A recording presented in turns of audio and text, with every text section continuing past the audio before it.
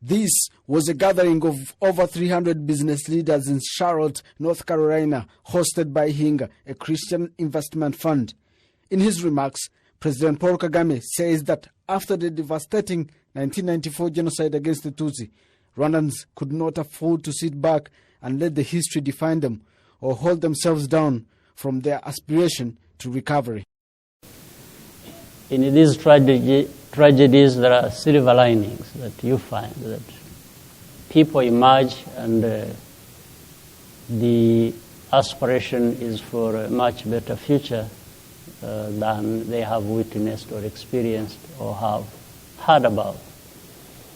And that's how I was saying the story of Rwanda mirrors many other stories of African continent. And we don't allow ourselves to get lost in our history, in our tragedies. Because if you do that, then that's where you stay. Yeah. The head of state also said that in the process to reach the country's vision, Rwanda did not have to follow any predetermined path. He said that the country as a whole aims at being inclusive and making sure that everyone is right on the bus. Yes, we have learned lessons with these tragedies, but the lessons should be able to inform us as to how we shape our future. In Rwanda, we cannot work toward prosperity leaving anyone behind. Then it doesn't make sense.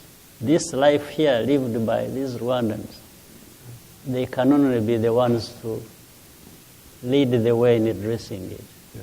The rest will just be help, support, sympathy, but you don't want to replace anybody in addressing their own problem. President Paul Kagame also noted that in bid to ensure sustainable development, the country ensured gender equality as the principal foundation. This approach has resulted in 2 women who form the majority 52% of Rwanda's population, also taking a record 61% of the parliamentary seats.